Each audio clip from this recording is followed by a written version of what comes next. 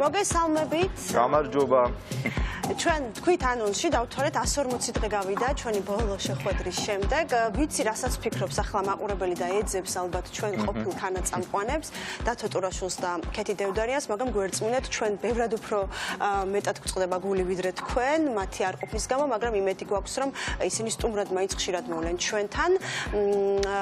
მოკლედ, ჩვენ სამნი, მე ლაშა ბუღაძე და ტორე სამოსი, ყოველ შაბათს მთავარზე 12-იანი მთავარის შემდეგ მოგვიყვებით ყველაფერს, რაზეც ვსაუბრობდით მთელი გასული სეზონის სხვა არხზე და გულწრფელად უნდა ვთქვათ, რომ არ იყო ადვილი ეს 3-4 თვე მე მგონი, თითქმის 4 თვე.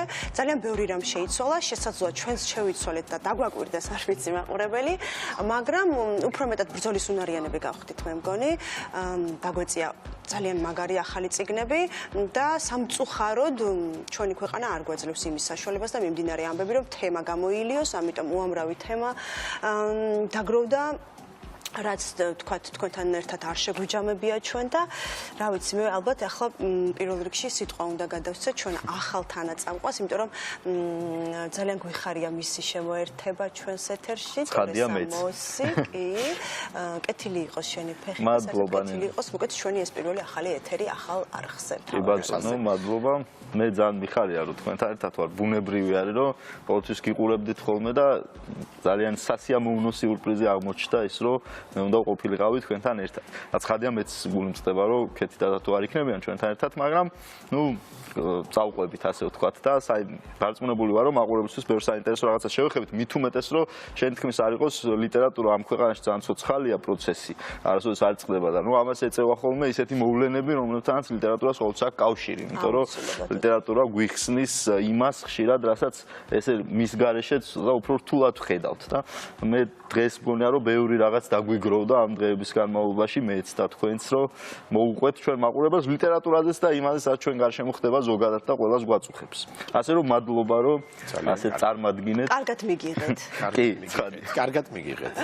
მეც მოგესალმებით, ძალიან მიხარია ჩვენს მაყურებელთან შეხვედრა, მართლა ძალიან ბევრი რამ გავიარეთ ამ თვეების განმავლობაში, ძალიან ბევრი ცვლილება, ჯერ კიდევ ვერ გაგვიაზრებია იმდენი რაღაცა მოხდა და ხდება ჩვენს თავს და მართლაც ძალიან სასიხარულოა ის რომ შესაძლებლობა გვაქვს საუბრის, მართლაც რაღაცნაირად უხერხულად გრძნობთ თავს და უკვე გვენატრება ჩვენი თანაწამყვანები დათო და ქეთი, მაგრამ დარწმუნებული ვარ რომ ისინი რაღაც ფორმით მაინც შემოგვიერთდებიან ხოლმე და პრინციპში სადაც არ უნდა ვიყოთ, ასე ვთქვათ, ამას ძალიან დიდი მნიშვნელობა არ აქვს, ვთქვათ, ერთიანი არის ჩვენი, ასე ვთქვათ, ღირებულებათა სისტემა. წიგნები არის, წიგნი არის უამრავი, როგორც ხედავთ, ჩვენ ამაზე ვისაუბრებთ. მე მინდა ასევე დიდი მადლობა გადავუხადო თვითონ არხს, მთავარს, იმიტომ რომ მთავარი ღარიბი არხია. ეს არ არის მდიდარი არხი, მაგრამ ამაყი, კრიტიკული და პრინციპული, ამიტომაც ალბათ ჩვენი არჩევანიც სწორედ ბუნებრივი რომ ჩვენ ყოფილიყავით მთავარ არხზე, განპირობებულია სწორედ აი ამ სიცხადით თავისი პოზიციის ამ არხისა და დიდი მადლობა ამ არხს რომ მიუხედავად ყველაფრისა პრინციპში აი ასეთი თავისუფლება მისცა რომ ასეთი ხო წიგნების შესახებ, იმიტომ რომ მოგეხსენებათ რომ შესაძლოა დღევანდელ სამყაროში თქვა პრობლემებით ახსავს ეს სამყაროში არ იყოს ესე თქვა უპირატეს ღირებულებათა შორის მაინდა-მაინც თქვა კულტურაზე და ლიტერატურაზე საუბრის აუცილებლობა, მაგრამ არა აუცილებელია, იმიტომ რომ ეს ძალიან მნიშვნელოვანია, ეს იარაღია, ინტელექტი იარაღია, მათ შორის და ეს არ არის მხოლოდ თუქუნება, თუმცა ჩვენ რეალურად აქვე მინდა გამოვეხმაურო, თქვათ, რომ აქტუალურია ჩვენ წიგნებზე კი გვინდა ყოველთვის ლაპარაკი, მაგრამ ყოველთვის პრობლემების გამჭოლ გამოდის ხოლმე ეს.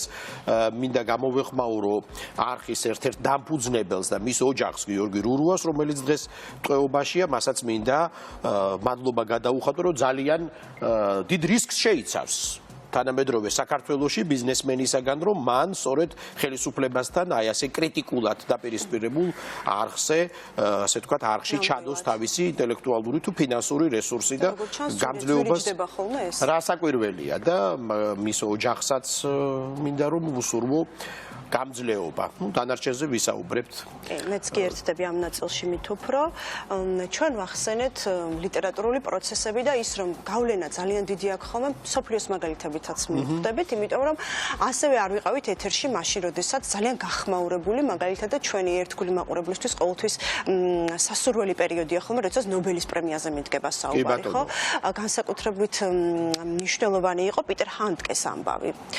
და ალბათ ყურადღებიანი მკითხველი მიადევნებდა თავს, რომ ეს იყო კიდევ ერთი სკანდალი შეიძლება ასე ითქვას, ნობელის კარზე, შეიძლება ასე ვთქვათ, არა მარტო ბობ დილანის, იმიტომ რომ შარშანდელი წელი გვახსოვს, რომ საერთოდ არ გაიცა პრემია და პიტერ ჰანდკეს, რომელსაც არა მხოლოდ ასე ვთქვათ კრიტიკოსები და უფლებადამცველები, კოლეგებიც ძალიან ღიად აკრიტიკებდნენ და ასე ვთქვათ უტევდნენ, ხო?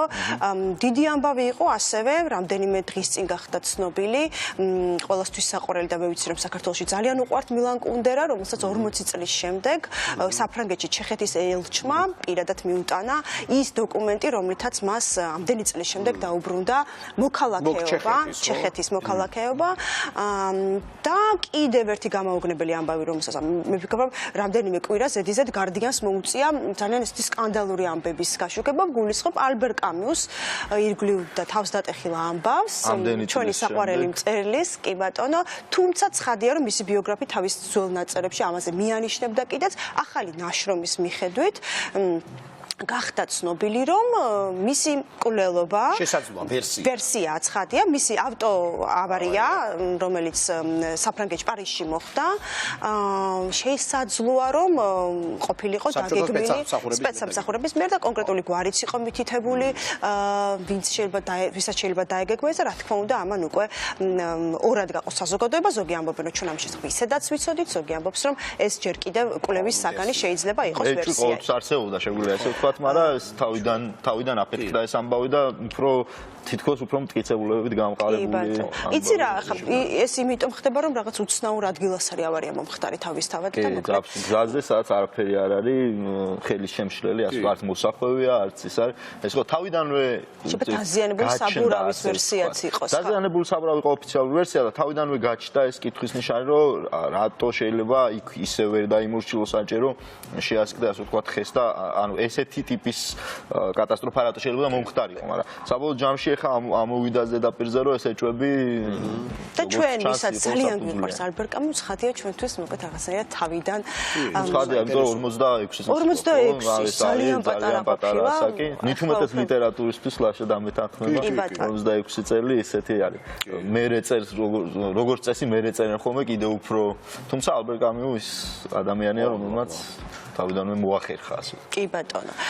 ასევე ჩვენ საბაზეც ვისაუბრებთ. საბაზე ვისაუბრებთ, არ გეგონოთ რომ სხვა ქვეყნებიდან დავიწყეთ, ჩვენ ვისაუბრებთ საბას შესახებ მესამე ნაწილში უფრო აქტიურად, იმიტომ რომ გვეყოლება სტუმარი, წლევანდელი საბას ჟიურის ერთ-ერთი წევრი, ზაალ ანდრონიკაშვილი და მასთან ერთად შევაბაზოთ, მე ვფიქრობ, ერთ-ერთი ყველაზე საინტერესო საბა იყო, საერთოდ ძალიან კარგია რომ ჩატარდა ის, იმიტომ რომ კითხვის ნიშნის ქვეშ იყო მისი ჩატარება არ ჩატარების საკითხი, ძალიან კარგია რომ ეს მოხდა, შედგა, იმიტომ რომ ის ფაქტი რომ ძალიან საინტერესო წიგნები იყრიან თავს წლიდან წლამდე და უფრო იზრდება და განსაკუთრებით თარგმანის ნომინაციაში იყო ძალიან გაუჭირდა.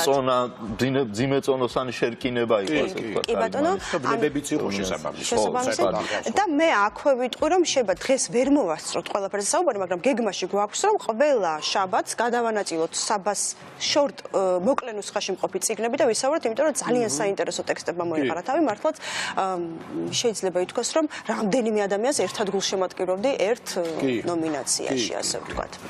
ყოველ შემთხვევაში მაინც მოხერხდა მიუხედავად აი ტოტალური პოლიტიზებულობისა ჩვენი რეალობის საბას ჩატარება, იმიტომ რომ მოგეხსენებათ რომ მამუკა ხაზარაძე ცნობილი მოვლენების გამო მან შორის მისი წერილიც წაიკითხა რა თქმა უნდა მოვიდა საბაზე ხო ასე ვთქვათ ძალიან მესმის როგორი მძიმე იყო მისთვის ეს რომ თქვა საინტერესო ჟესტი ხო ძალიან ბუნებრივია დელიკატური ჟესტი რომ თქვათ რა კი ეს არის პოლიტიკურ მოღვაწეობაში არის ასე ვთქვათ ჩართული გარკვეული უხერხულობა რომ არ შეუქმნას თქვათ ლიტერატურულ პროცესს და მწერლებს რომელთაც შემთხვევაში შეიძლება კონდეთ ეს უხერხულობა ხო თქვათ პოლიტიზებულობისა თუმცა მე არ მესმის ეს რას ნიშნავს, მაგრამ მან თქვა რომ მისი მხრიდან ეს დისტანცირდა, თქვათ, საბასგან იმედია მხოლოდ რაღაც გარკვეული პერიოდის განმავლობაში და მასაც მინდა რომ ძალიან დიდი მადლობა გადაუხადო ალბათ ყველა ჩვენგანის სახელით, იმიტომ რომ აი წლების წინ, რა ვიცი, 17-18 წლის წინ, როდესაც თქვათ აი საბას იდეა გაჩნდა,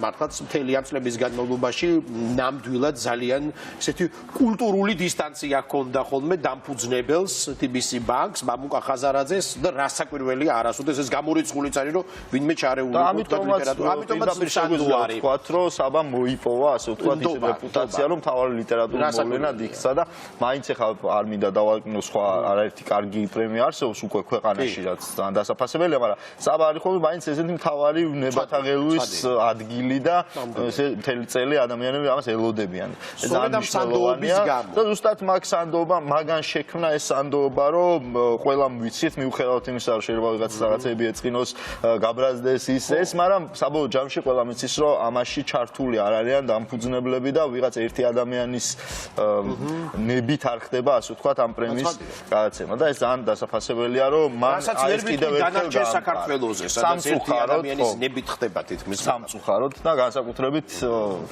როდესაც აქტიურია ხოლმე ეს ჩარევები და ძალიან ზედაპირიდანაც კარგად ჩანს. კი, ნამდვილად და ყოველთვის რაღაცნაირად აი ამ ერთი ადამიანის ნებას ხელისუფლებაში შესაძლებელი მართლა ძალიან ბევრი რამ ეწირება, რაც დაკავშირებულია ჩვენს აწმოსთან, ჩვენს მომავალთან და ყველაფერთან, რაც არის, ასე ვთქვათ, მნიშვნელოვანი სწორედ საზოგადოების და ქვეყნის ფუნქციონირებისათვის და მე მგონი საკმაოდ რთულ ფაზაში ვართ ამ თვალსაჩინით. კი, მე მაგალითად ეხლა წეღარ ვახსენეთ, ხო ჩვენი არხის ერთ-ერთი დამფუძნებელი, რომელიც ამჯერად პატიმრობაშია, მაგრამ ნუ ძალიან ცალსახა გახდა ის რეალობა, რომ ჩვენი მართლმსაჯულების სისტემა გვაცხოვრებს კაფკას პროცესში პრაქტიკულად ჩემ თავზე მაქვს გამოცდილი, როდესაც იმიდან რა ვქვია, სანაპიროზე ჩემ საწყალ ძაღლთან ერთად დამაპატიმრებს კაი პაბლო ესკობარივით, 5 მანქანით და 5 საათი მაყურყუდეს, ისე რომ არ ვიცოდი რა უნდოდა თუ საერთოდ ჩემგან და საერთოდ რაში დაჭირდათ, ხო?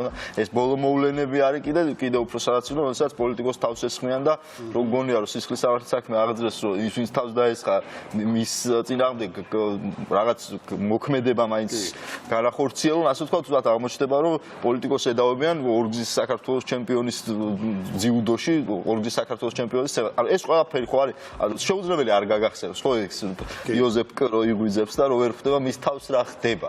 და ნუ განსაკუთრებით ტრაგიკული მოვლენაა ეხა მოხდა, ხო 15 წლის ბავშვი, რომელიც ამ სისტემაში ასე ვთქვათ მართლა შემაძრწუნებელია. შემაძრწუნებელია და თან მესმის ეს.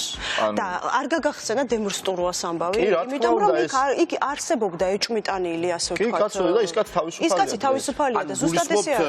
აი ამ ძალიან კედლის წარწერის გამო როცა 15 წლის ბავშვი ზოგადად როდესაც საკითხი ეხება არასრულწლოვანს ეხა დედაც ასეთი ფრაზა, ხო? და ამის გამო პოლიციას გამოუძახეს სკოლაში და პოლიციამ ისე იძალა და ფსიქოლოგიურად სულ მცირე, რაც ვიცით, რომ ბავშვმა სადა თვითმკვლელობის მცდელობა იყო და აი გადმოხდა მეცხრე სართულიდან გადმოხდა. იდეაში ეს მართლმსაჯულების თელი სისტემა აქ არის მარტო პოლიცია, ხო აქ არის სასამართლო, როდესაც ჩვენ საუბრობთ, რომ მაგალითად დემურსტურის პოლიციელი, რომელიც თავისუფალია დღეს, რატო არ ვენდობით, ხო ამ თავისუფლებას? წესით სასამართლო უნდა იყოს ის ორგანო, რომელმაც ბოლო ვერდიქტი უნდა თქვას და თუ ადამიანი უდანაშაულოა, ის მართლა უნდა გაუშვას, მაგრამ პრობლემაც ამაშია, რომ ჩვენი სასამართლო აი ეს მთელი სისტემა სასამართლო პოლიცია პროკურატურა ჩამოყალიბდა კი არ ჩამოყალიბდა ყოველთვის იყო და გაგრძელდა ესე და ვერასოდეს ვერ გარდაიქმნა რომ აღარ იყოს ეს საბჭოთა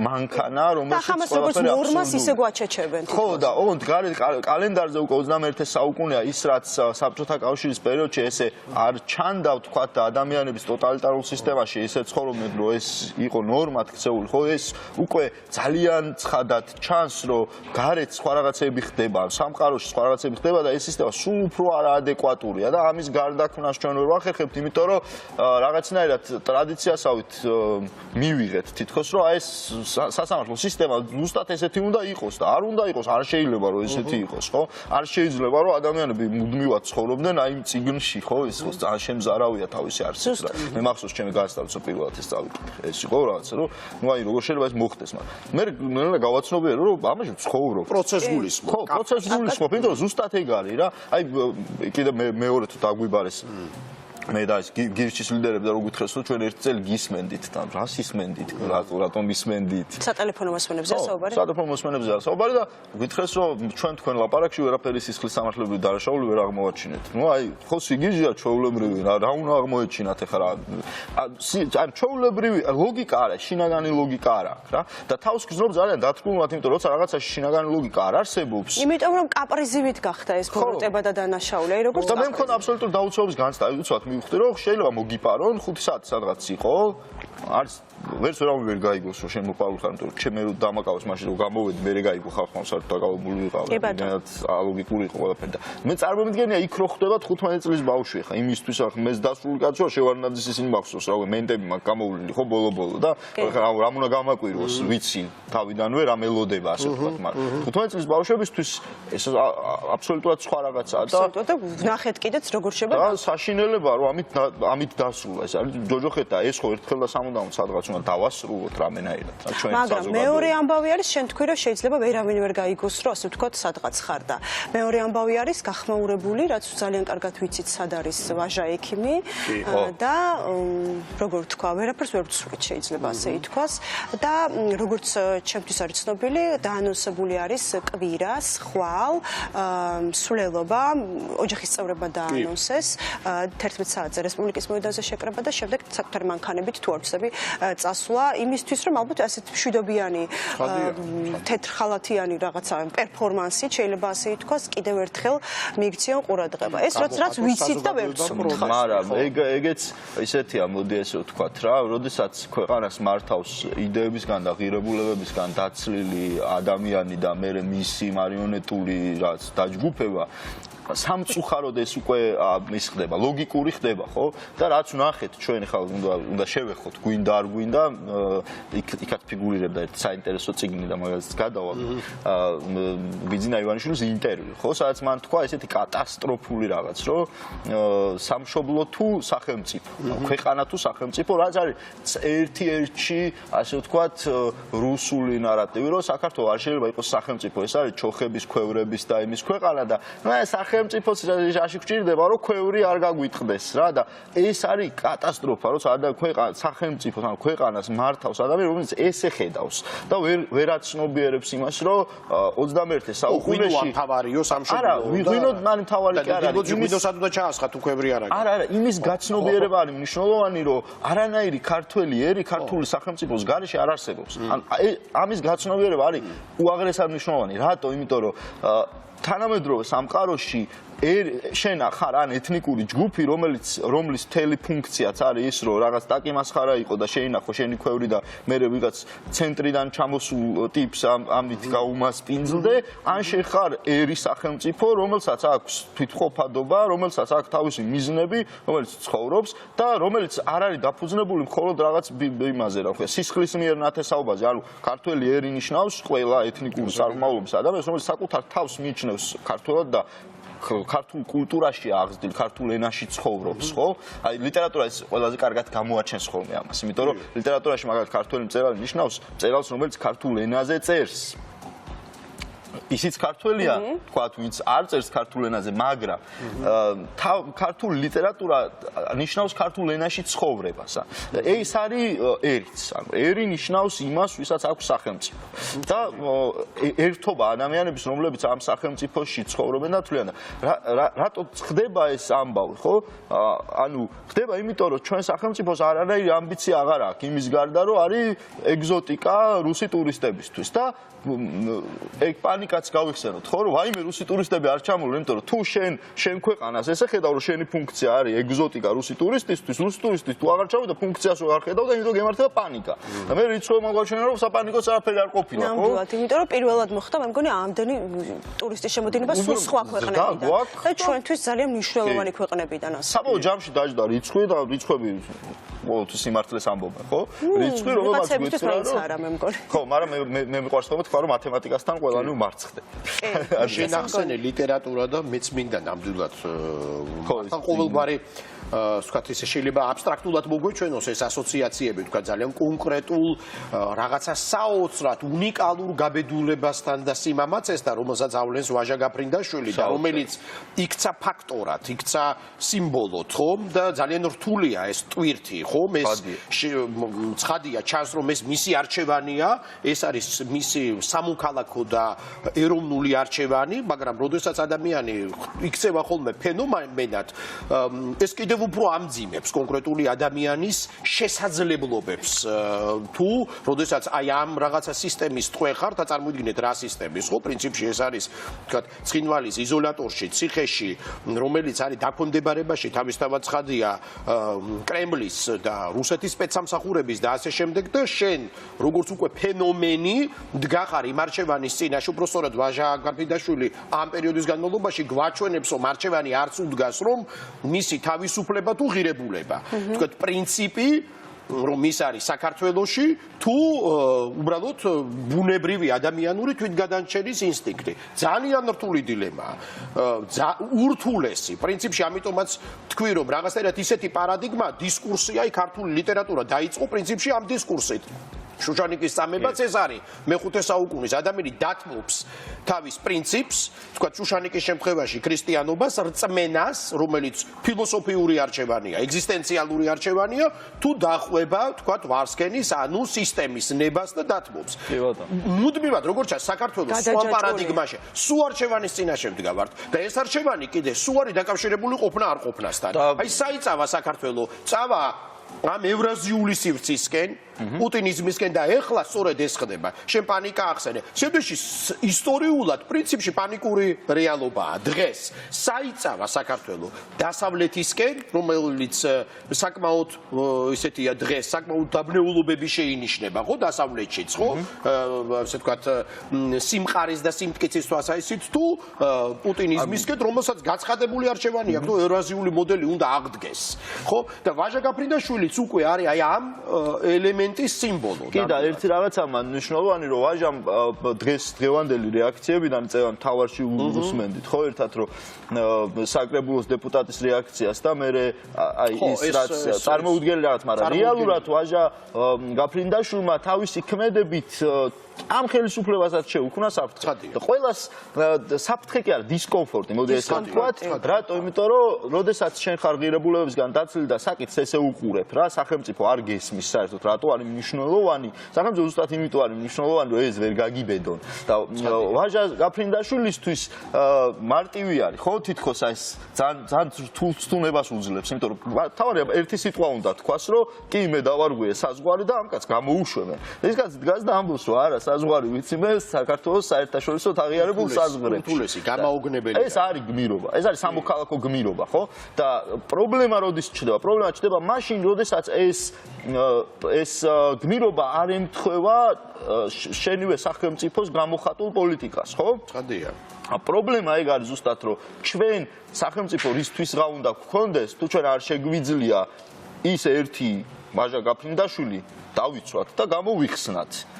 და აქ მარტო მაგაზე არ დგება საკითხი რომ ომი დავიწყოთ აბა ანუ არა უბრალოდ აქ ლაპარაკია არა აქ ლაპარაკი შენ სიმტკიცეზე შენ მტკიცე ნებაზე რომ რამდენად შეგიძლია რომ ეს აქციო დღის წესრიგად რამდენად შეგიძლია რომ ამის შენ შექმნა საერთაშორისო დისკურსში ეს არის მთავარი თორე რასაკვირველი აქ არავინ ექსტრემალურობას და ექსტრემის წარაპირებს არა რა თქმა უნდა ყველას გვახსოვს და ოჯახიცსაც რომ უსმენ და ეს მშვიდობიანი პროტესტი არის დაფიქსირების გაცხადების სურვილი ჩვენ ყველას უნდა გვახსოვდეს რომ ნებისმიერი ჩვენი და გვახსოვს კიდეც ნებისმიერი ჩვენი არაგააზრებული ქმედება დაამძიმებს ვაჟა გაფრინდაშვილის მდგომარეობას. ჩვენ ვიცოდეთ რომ ეს რასაკვირველია იდეურად აღმოჩნდა რომ ვაჟა გაფრინდაშვილი იმას ამბობს რასაც თან ხდება საქართველოს გაცხადებული პოზიცია და მთელი საერთაშორისო საზოგადოება, ხო? ანუ პრინციპში ესე იგი საქართველოს და საზოგადოებრივი თანამეგობრობა მძებალია, იმიტომ რომ ვაჟა გაფრინდაშვილი არაფერს განსხვავებულს არ ამბობს, მაგრამ ნებისმიერი ჩვენი ქმედება ბუნებრივია, უნდა იყოს გააზრებული იმის მიხედვით ამის გაზრება უნდა მოხდეს, რომ ვაჟა გაფრინდაშვილი, რომელიც ვიმეორებ უკვე ფაქტორია, მას კიდევ უფრო არ დაუმძიმონ ის პიროვნული ფიზიკური მდგომარეობა, რომ ძალიან რთულია. აი მარტა შუშანიკის ყოველგვარი და არ ვიცი, რისი ანტიგონეს პარადიგმაა, ხო? ანუ როდესაც დგას არჩევანი, შენ პრინციპი თუ ადამიანი, ხო? ხშირ შემთხვევაში ახლა არ მინდა რომ რაღაცერად არასწორად გამიგოს ჩვენმა მაყურებელმა, მაგრამ ხშირ შემთხვევაში ზოგჯერ მიფიქრე, იცით, შემშინებია, მეც რომ აი რა უფრო მთავარია ბოლოს და ბოლოს, ადამიანის გადარჩენა, ფიზიკური გადარჩენა თუ პრინციპი. ეს ძალიან რთული თემაა. მოდით მაინდა-მაინც ვაჟას ნუ დაუკავშირებთ ამას, მაგრამ ზოგადად, მაგალითად, საჩოვის იცით რა არის, ისრაელის არმიაში არის ესეთი ელემენტი, რომ თუ როდესაც ჯარისკაცი ხვდება მტერთან, იმისათვის რომ ჯარისკაცი გადარჩეს ფიზიკურად, მას შეუძლია რომ სახელმწიფო საიდუმლოება გაყიდოს. იცით? ეს ძალიან გადარჩენის ადამიანი უფრო მნიშვნელოვანია ვიდრე თქვა პრინციპი. იმ წუთა ეს ძალიან საკამათო და ძალიან საინტერესო თემაა. საქართველოს ისტორიაში თქონია, ხო? საქართველოს ისტორიაში თქონია ესეთი, კაცო, მეფეები ჩვენ ვიცით თავდადებულობების ამბები, მაგრამ გვახსოვს მე მაწვევი ვახტანგ მეექვსესაც მიუღიათ მუსლიმანობა. კი და მე აღმოუჩენიათ ჯვარი შიგნით. ხო, როდესაც ანუ ინსტინქტი გადარჩენაა და არა თქვა მსხვერპლ შეცდომა. და კონკრეტულ მოცემულობაში რაც ჯობ. ხო, არ ვუკავშირებ ამ ამბავს, ეს ახლა ძალიან მნიშვნელოვანი ამბავია, რასაკვირველია მშვიდობიანი აუცილებელია, ასე ვთქვათ, პროტესტი და გაცხადება, ამიტომაც სრულიად ასე გვერდში უდგავართ ვაჟა გაფრინდაშვილის ოჯახს, რომელმაც გვაჩვენა რაღაცა საოცარი მაგალითი გაცხადების, რეზონანსირების, რომ საერთაშორისო თანამეგობრობა ის ცივილიზებული სამყარო, რომლის გარეშე ჩვენ ძალიან სუსტები ვართ, რუსეთის პირისპირ, რომ შეუძლებელია, ხო, რაღაცა გააკეთებინო, აგერ ბურჯანაძესაც როგორ დაწინეს, ხო, ვითომ რაღაცა კომიკური მცდელობები, რომ ქალბატონი ბურჯანაძე ჩავიდა მოსკოვში, ვიღაცას კაბინეტში დაელაპარაკა და მათ მისცეს, ასე ვთქვათ, გარანტია, რომ ვაჟა გაფრინდაშვილი გამოვიდოდა და ახლა კი ისიც კი, რომელიც თითქოს და მათთან ლოიალურია, ისიც კი კარიკატურულ მდგომარეობაში ჩააგდეს. აღარ ვლაპარაკობ იმ დაპირებებზე, როგორც ახლა ვაჟა გაფრინდაშვილი გუშინ გამოუშვეს, ასევე რომ თითქოს და რუსეთი რო გვთავაზობს ნეიტრალიტეტის გამოცხადებას და რომ ყველაფერი მერე დალა. აი ასეთი სანდო თუ არის, ესე ვთქვათ, ესეთოდ მე ვერც ვიგებ, როგორ იღებს ეს ხალხი ასეთ ისტორიულ გადაწყვეტილებებზე პასუხისმგებლობას. რა თავხედობით, რა ასეთ რთულ ვითარებაში იმ ისტორიული გამოცდილებით, რომ 100 წლის წინათ 1919 წელსაც რუსეთი იყო პრობლემა და 2019 წელსაც იგივეა. ნუ იმედია 21 წელი აღარ განმეორდება, მაგრამ ნუ რთულია ბოდიშს. და ეს გამოცდილებაც ძალიან კარგი. ეხლა უბრალოდ საუბარმა მოიტანა და რა თქმა უნდა იმ ნუსხაში ქონდა, რომელიც იყო წარმოდგენილი წლევანდელ საბაზე, ირაკლი მახარაძის კანვოი, რუსეთის იმპერატორთა ქართველი მცველები არჩევანი ახსენენ და მე ძალიან დიდი იმედი მაქვს, რომ არასოდეს არ მოგვიწევს ამ არჩევანის გაკეთება, რის შესახებაც ბრწყინვალედ წერს ირაკლი მახარაძე, მადლობა მას ამისთვის, ისტორიულ ფაქტებზე დაფუძნებული ძალიან საინტერესოდ აწყობილი წიგნი გახლავთ და ასევე დართული აქვს ფოტომასალაც, კანვოის ეს გახლავთ რჩეული მეომრები საიმპერატორო კარზე და არის ძალიან მნიშვნელოვანი შენახსენე, როდის რა სიტუაცია გვეძლეოდა და რაღაცნაირად გამორჩეული თავდადებით წარმოდგენილები იყვნენ ქართველები ამ კარზე და მათ მინდობილი ჰქონდათ ძალიან მნიშვნელოვანი საკითხები და ამბები, რა თქმა უნდა ამ ყველაფერს წინ უსწრებს ძალიან მრავალგზის მოტყუებული ქართული საზოგადოება და ასევე ძალიან მნიშვნელოვანია გახლავთ ის, რომ კანონელთა სიაში ირიცხებოდნენ მაგალითად აგერ ეკატერინე ჭავჭავაძის ვაჟებიც, ნიკო და ანდრია დადიანებიც და არაერთი ასეთ ჩვენთვის ცნობილი ადამიანებიც. მე მომწონს ის, რომ ძალიან საინტერესოთ აქვს ასევე ალუზიები, ძალიან საინტერესოთ აქვს მოგონებებიდან ამოკრეფილი ამბებით, სასაცილოც კი მათ შორის აკაკი წერეთის რეპლიკაც მახსენდება და აი მნიშვნელოვან ამბავს იხსენებს, მოკლედ ამოვიკითხავ.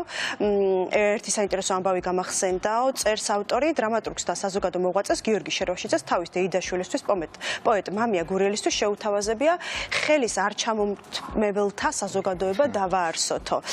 არ გაუწოდოთ ხელი არც ერთ ქართველს, რომელიც სამშობლოს განუდგა, საკუთარი კარიერისა და კეთილდღეობის ერის სამსახური დაივიწყა, დამპყრობლის მოხელიან ყურმოჭრელი მონა მორჩილი გახდაო და მამია გურიელს ნაღვლიანი ღიმილით მიუგია, ჩემო გიორგი, ეგენი იმდენი არიან, რომ მაშინ მე და შენ ხელები გულზე უნდა გამიკრიფოთ და ისე ვიაროთო წერს.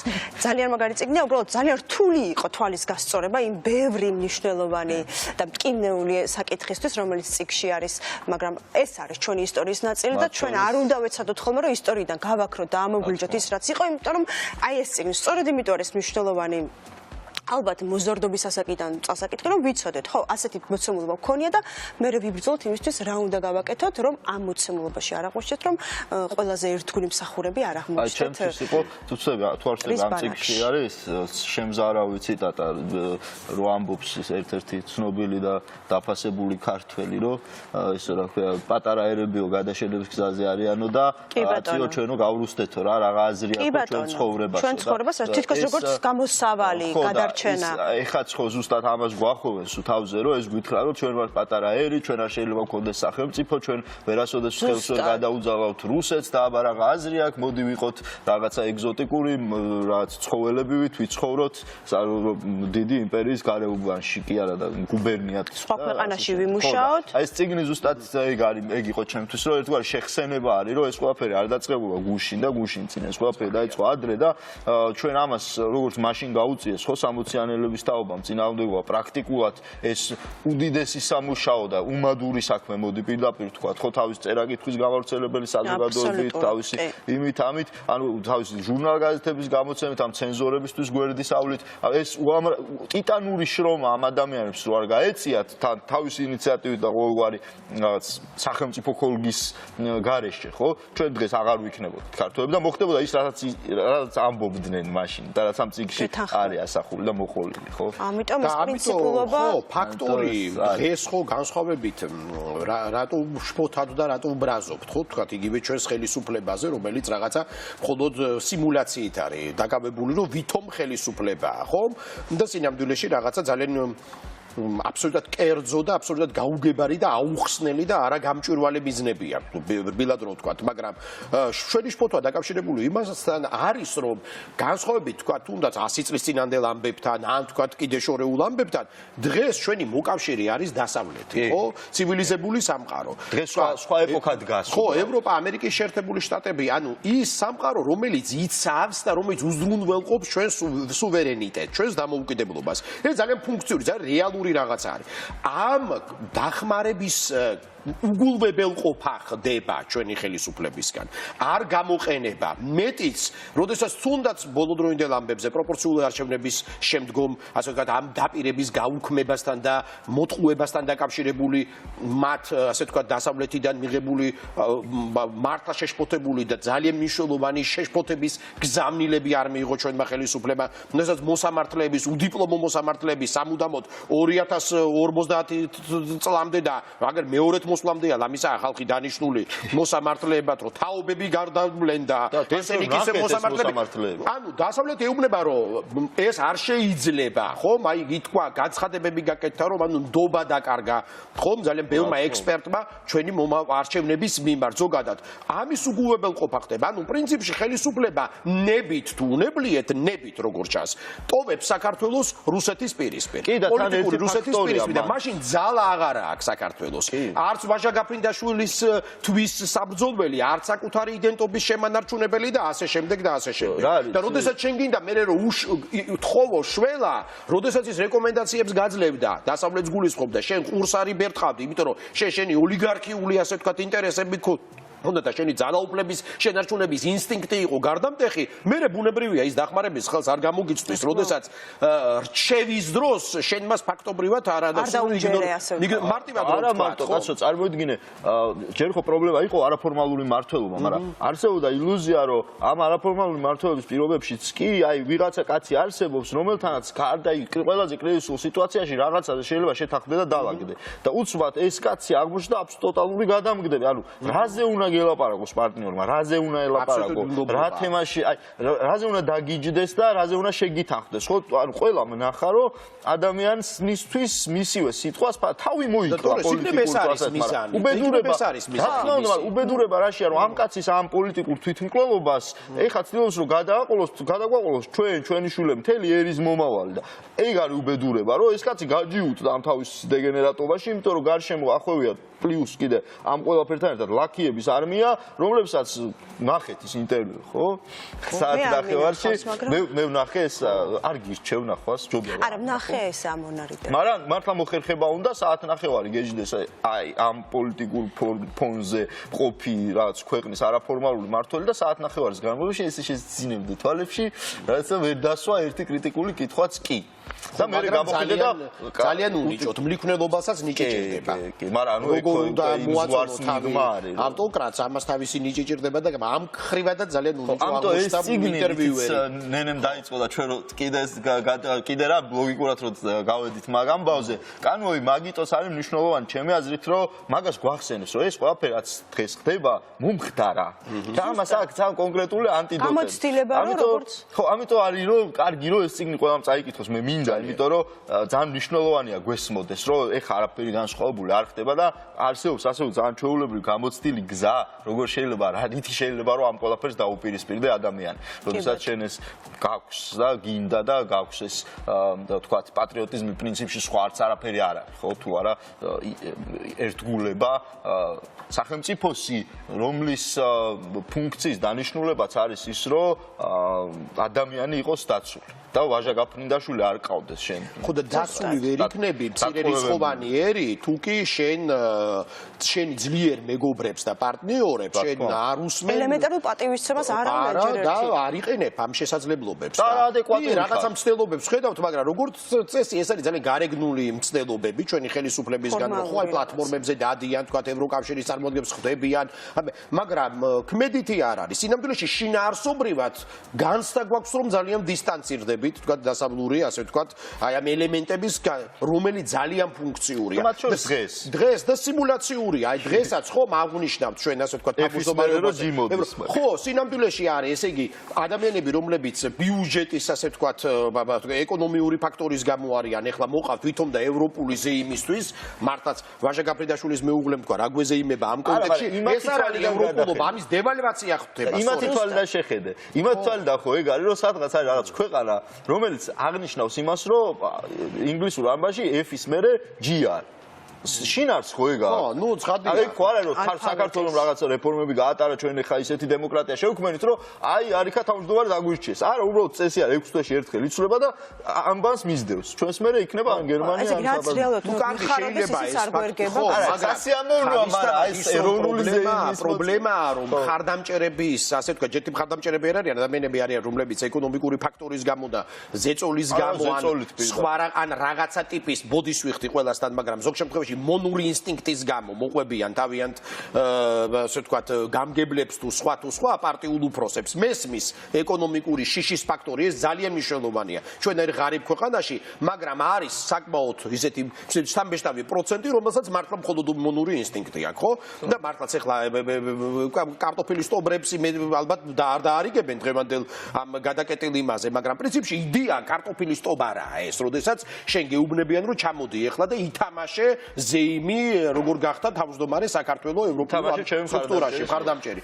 აი ეს არის ძალიან გამაღიზიანებელი სინამდვილეში და ეს არის სწორედ ის, როდესაც რეალურად სადაც საჭიროა ევროპული და დასავლეთის თანადგომა და რაც ფუნქციურია, იმას ჩვენ განცდა გვაქვს, რომ ხელისუფლება არ და ვერ იყენებს, ვერც იყენებს, იმიტომ რაღაცა უნიჭობაც ხო ჩანს და ახასიათებს მათ და მეორე მხრივ აი ეს რაღაცა სიმულაციურობა დემოკრატიულობისა და ევროპულობისა, რომელიც ევროპული იდეის რეალურად ევროპული იდეის დევალვაციას არის. კი ბატონო, მეგობრებო, პირველი რეკლამაა ჩვენს პირველ ეთერში მთავარზე, ამიტომ დავუთმოთ რეკლამას დროს ზუსტად 7 წუთში დაგიბრუნდებით, გავაგრძელებთ საუბარს, გვეყოლება სტუმარიც, გვაქვს სიუჟეტიც, ასე რომ დაგველოდეთ. ბრუნდა და ჩვენ ბოლო გადაცემაში გვყავდა შესანიშნავი სტუმარი და ვინიც ის ამ სტუმარს მთელი ამ ხრის მანძილზე ქონდა ერთგვარი რაღაცა სიმძიმე, რომ სული ფეხი ქონდა ჩვენი გადაცემისთვის, ამიტომ ეს ყველაფერი გვინდა დავანგრიოთ, თან ემთხვევა ის ამბავი, რომ საბას შესახებ გვინდა ვისაუბროთ მასთან ერთად, ზაალ ანდრონიკაშვილი ლიტერატორი, ჩვენი ძალიან საყვარელი სტუმარი, გვინდა შემოვიპატიჟოთ ეთერში და ვესაუბროთ ყველაფრის შესახებ. სალამი. მოგესალმებით, დაბრძანებით. მადლობა რომ მოხვედი. ნენე ხელთათვალებით არის უკაცრავად ეს არაუშავს. ზაალ, დიდი მადლობა რომ მოხვედი. დიდი მადლობა მოწვევისთვის. და პირველ რიგში ალბათ გადაცემის ინტერესიდან დამოვიდეთ, იმიტომ რომ ჩვენი მაყურებელი იცით რომ რეკომენდაციებს ელოდება ხოლმე, ამიტომ საბას დაჯილდოება ერთის მხრივ გვაინტერესებს როგორც პროცესი და მეორეს ძალიან პრაქტიკული დანიშნულება აქვს. ჯერ ერთი მალე იქნება წიგნის ბაზრობა, დეკემბრის წიგნის ბაზრობა და მე ვიცი რომ ჩვენი მაყურებელი ყოველთვის ელოდება ხოლმე რჩევებს ჩვენგან წიგნების შესახებ და რადგან საშუალება არსებობს მოკლე ნუსხებით ხელმძღვანელობის თუნდაც ხო და რა თქმა უნდა არა მხოლოდ საბას მოკლე ნუსხა გვინდა რომ ზალთან ერთად ერთგვარად შევაჯამოთ ზოგადად ტენდენციაც ძალიან საინტერესო ტენდენცია გამოიკვეთა წელს მე ვფიქრობ რომ ეს იყო პირველად რა თქმა უნდა ეს უკვე ვთქვით წლევანდელი საბას ჟიურის წევრი და ეს რაღაცა განსხვავებული ხაზიც დაეტყო ეჭვი მაქვს იმიტომ რომ ჯერ ერთი ძალიან თვალშისაცემი იყო და ჩემთვის ძალიან სასიხარულო ამდენი განსხვავებული პროფესიის ადამიანი რომელმაც თავი მოიყარა მოკლე ნუსხაში მე ვფიქრობ რომ სხვა ქვეყნებში ამას ელოდებიან ხოლმე და ძალიან დიდი ზეიმია ამის და არ ვიცი ჩვენთან როგორ მიიღეს ის რომ მოკლე ნუსხა ფაქტიურად კინორეჟისორებს ხატვრებს იურისტებს ქონდა გადანაწილებული შეიძლება ასე ითქვას როგორი იყო ზალმუშებს როგორც აღმოჩნდა მოულოდნელად ჩვენთვის პირველად იყავი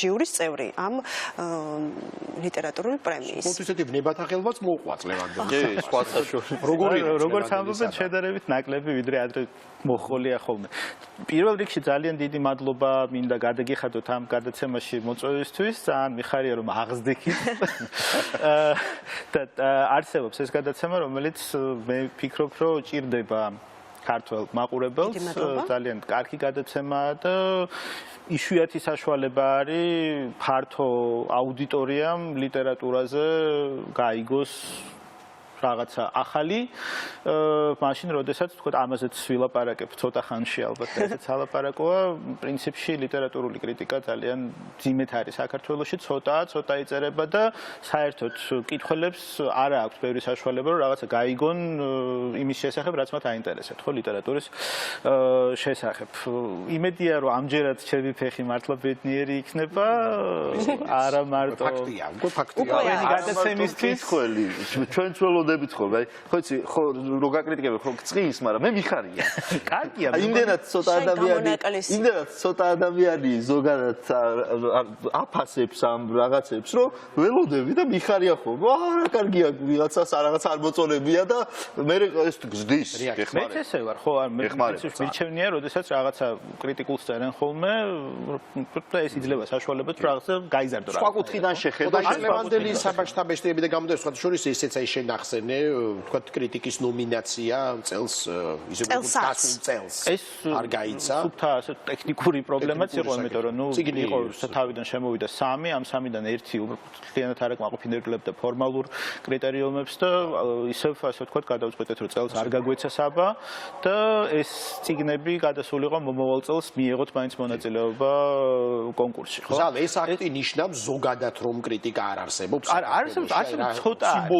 ეხლა რო შევხედოთ როგორ ხდება ხო წარმოიდგინეთ რომ არის თქვა სიტყვაზე დიდი გაზეთები რა ვიცი რაღაცა New York Times-ი ან Frankfurter Allgemeine გერმანიაში ხო რომლებსაც აქვს რაღაცა თავის ლიტერატურული დამატება ან ლიტერატურული გვერდი რომელსაც თქვა ზოგ ქვეყანაში ეწოდება ფელეტონი ჩვენთან სხვა რაღაცას ნიშნავს მაგრამ მაინც კულტურის განყოფილება ხო სადაც თქვა თითქმის ყველა წიგნზე რომელიც გამოდის ხო არა აქვს ამას მნიშვნელობა ეს რაღაცა დიდი ავტორია ხო ჰანდკე და მისი ნობელის პრემიის გარჩევა არ მიდის მარტო აქა ნებისმიერ ადამიანზე იწერება რაღაცა ხო წიგნზე რომ კითხველმა რომელმაც თქვა არ იცის ხო და შევა წიგნის მაღაზიაში და ხედავს რაღაცა უზარმაზარ წიგნის თაროს იცოდეს ან რაღაცით დაინტერესდეს ხო რა იყიდოს როგორ იყიდოს ხო ჩვენთან აი ეს სისტემა არის მოშლილი არ არის ხო არც ერთი ჯერცეთ ვთქვით გაზეთები ფაქტობრივად არა გვაქვს ხო ერთი რომელიც სხვა რაღაცით არის დაკავებული სიტყვაზე და კიდე რამდენიმე რომელიც კულტურას არ აქცევს დიდ ყურადღებას გვაქვს რამდენიმე სალიტერატურო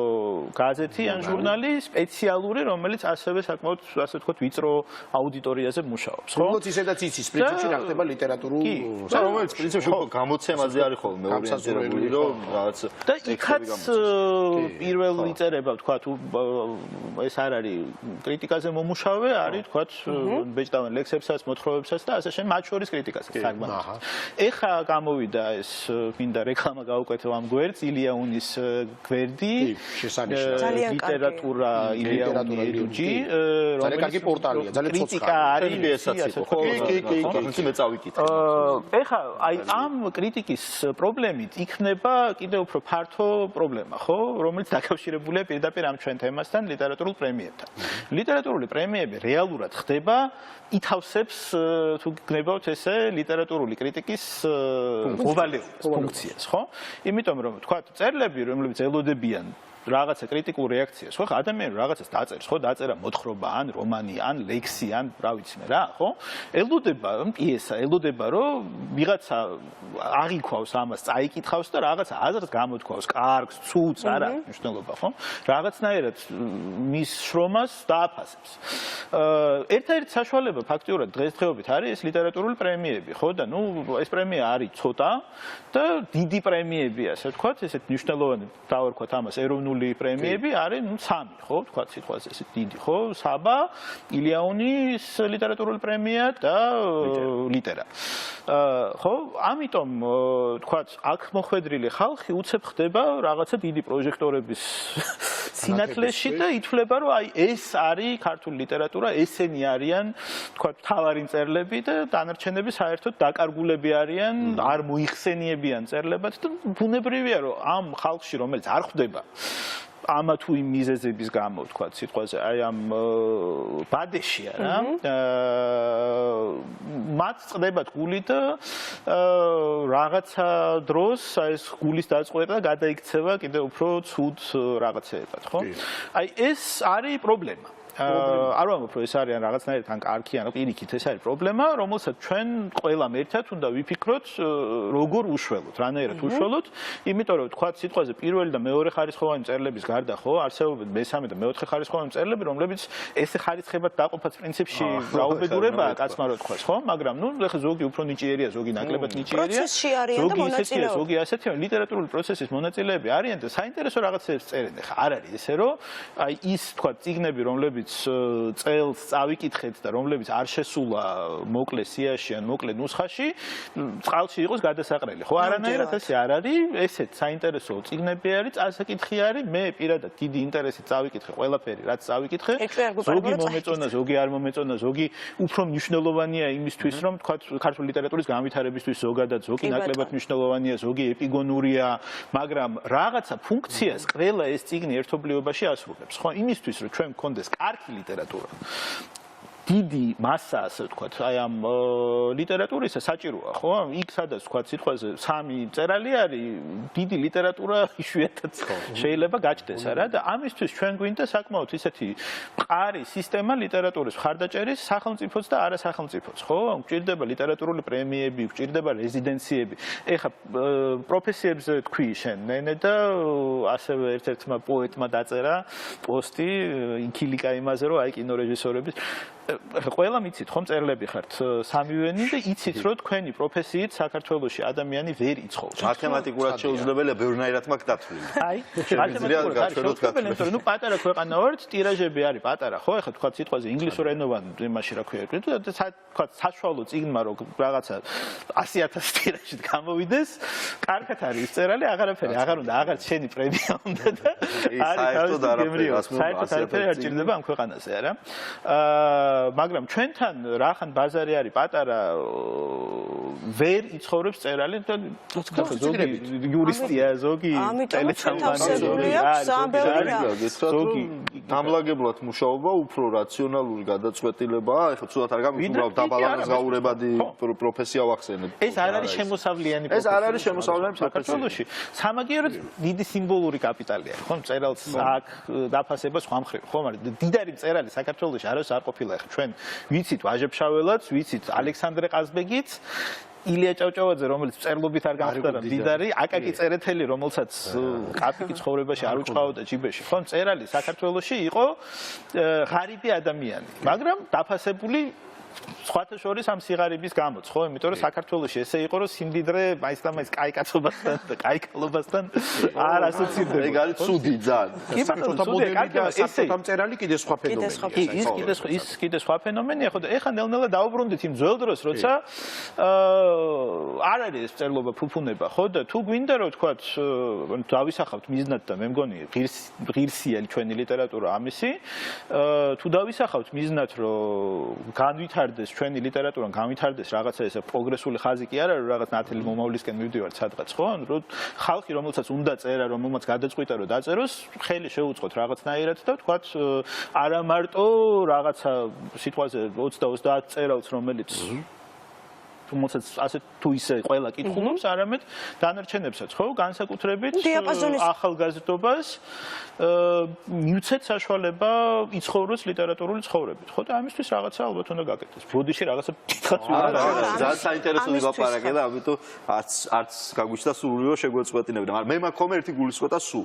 რა უნდა ვთქვა, ახლა შენ თქვი რომ ის ვინც ვერ ხდება short list-ში, არ ნიშნავს რომ რაღაცა ნუ ცალსახად, მაგრამ სხვათა შორის არის ძალიან ხდება ხოლმე თვალში ეგეც იმასაც ხშირად მგონია რომ ვერ აღიქვავს კითხვები რომ short list-ში რომ რაღაც მოხდა ნიშნავს რომ თავისთავად უკვე ამან რაღაც კრიტერიუმები დააკმაყოფილა და მნიშვნელოვანი და საინტერესოა და მარტო ის ვინც თქვა პრემია წაიღო არ ნიშნავს იმას რომ ყველა გაგებით ყველა ფერში ყველა კომპონენტში საუკეთესო იყო იმიტომ რომ ჟიურისაც აქვს თავისი ლოგიკა და იმ წელს შეიძლება ნუ ხო რაღაცას მივაქციეთ მათ შორის კონიუნქტურიდან გამომდინარე ხო ეხლა ლიტერატურა ცოცხალია და რაღაცები ახდენს ამაზე გავლენას და როგორ იკითხება ტექსტი ამ დღეს შეიძლება ესე იკითხება ტექსტი ხვალ შეიძლება კიდე სხვანაირად წაიკითხო, ხო? ეგ გულისხმობაც მაქვს ხოლმე რომ რჩება შთაბეჭდილება რომ ადამიანებს აი ეს ეპარებათ რა და ის რომ წიგნი იყო short list-ში, მაგრამ რაღაცნაირად ჩვენ წარმოვადგენთ ყველა წიგნს სამხრის თელეფრის მაჩვენებლად. ეს მაქვს ხოლმე რომ ხაზი გავუსვა რომ უცნაური და რთული ამბავი კონკურსებთან დაკავშირებული, სადაც გამარჯვებული არის ერთი და დანარჩენი არ არის. ხო, თან კიდე გამარჯვებული და თხელი წიგნები ჩაგრება ხოლმე.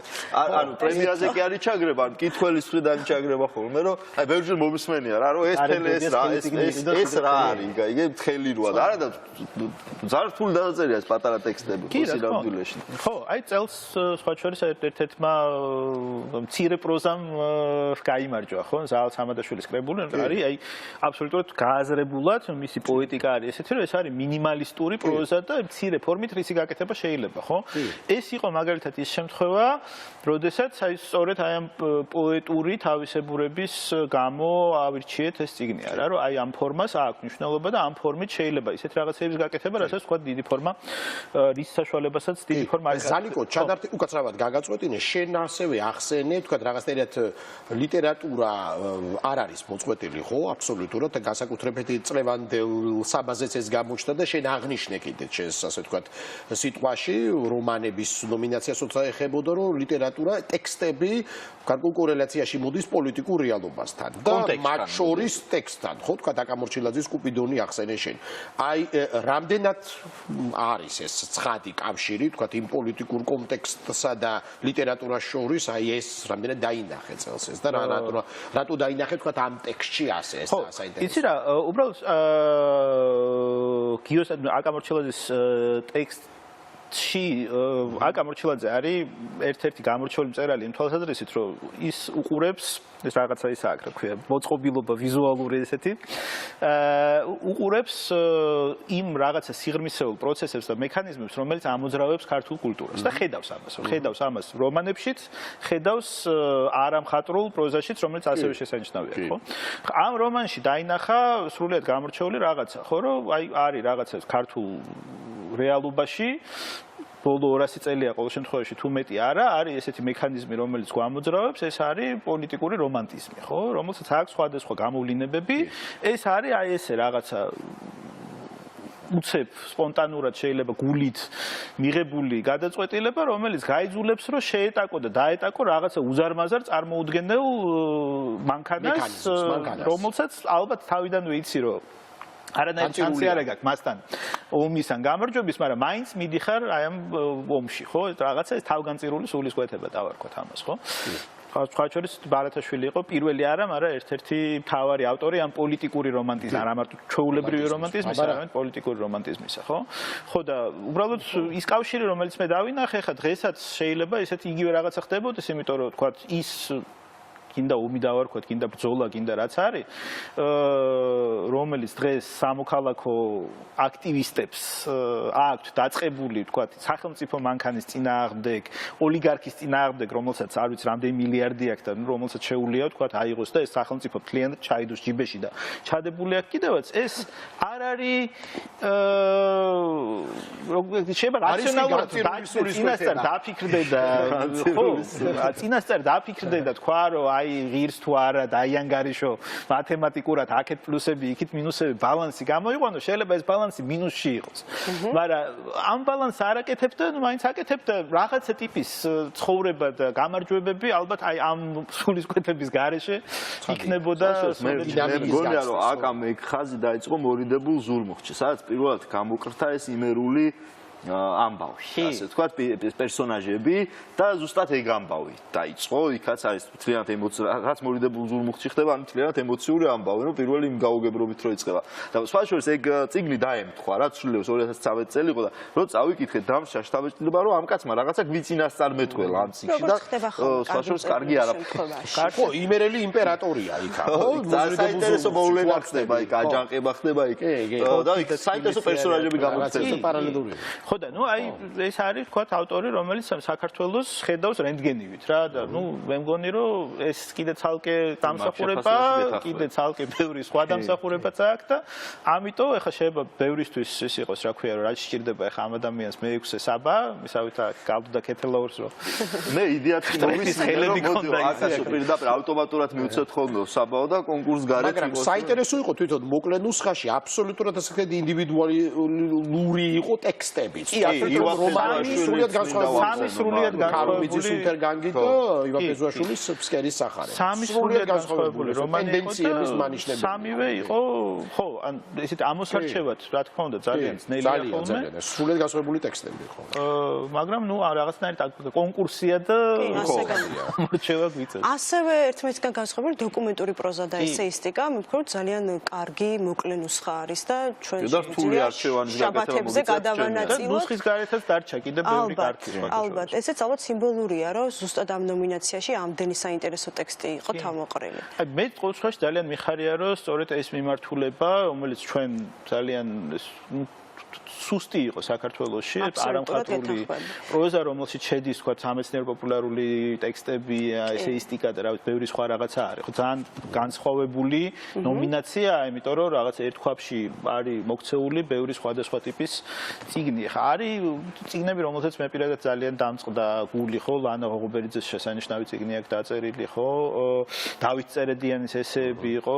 კი, აი გვაქვს, წამოდგენდა ჩვენ ნელ-ნელა შაბათობით აუცილებლად ყველას წარუდგენ. და ნუ აი ეს დებიუტზეც გითხარ, იმიტომ მე ყოველთვის განსაკუთრებით გულშემატკივრო ვქონე დებიუტანტებს და ჩემი თავი მახსენდება 2013 წელს ჩემთვის რამხელა ეს იყო, რა ქვია, ბიძგი და ხელის. მე ჩემი თავი მახსენდება ხო 2005 წელს რომ არ მერგო დებიუტი. ხო, შენ წარე გამოცდილებდა გასწავლა ტკბილი, მაგრამ ხო, ეს და ეხლა იყო იქ ეს ავტორები, აი ზემოდან ვედევს, მე მგონი ილია ჭანტურია, ხო? სამგერდობე დიდი მოლოდინი მაქვს ნესტანის აი ამ რომანზე, რომელიც ძალიან მე ვიყიდეთ და საახალწლოდ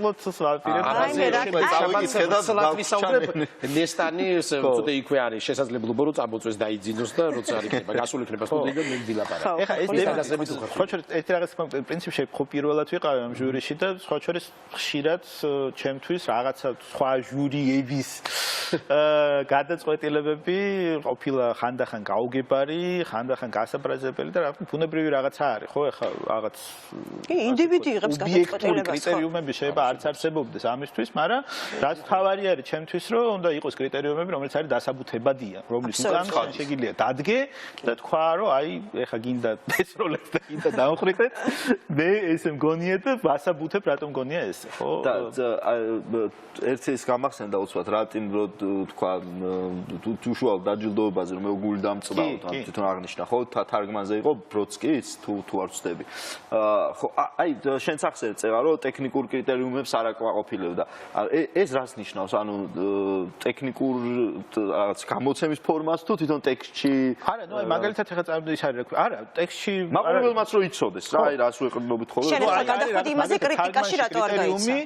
ერთ-ერთი კრიტერიუმი თარგმანში მაგალითად როდესაც თარგმანზე ვლაპარაკობთ, არის ის, რომ უნდა იყოს ორიგინალიდან თარგმანი, ხო? მაგალითად გვაქვს თარგმანები, რომელიც არ არის ორიგინალიდან თარგმანი, არის გადასარევი, ან და მაგრამ ამ კრიტერიუმს არის თარგმნილი, ხო? მაგალითად არის რომ წიგნის რაღაცა 70%-ზე მეტი არ უნდა იყოს ადრე გამოქვეყნებული, ხო? თუ ეს არის წიგნი, რომლის დიდი ნაწილიც იყო ადრე გამოქვეყნებული, მაშინ აი ამ ფორმატში ანუ ამას გულისხმობს ტექნიკურ ნაწილს, რა გასაგები გახდა.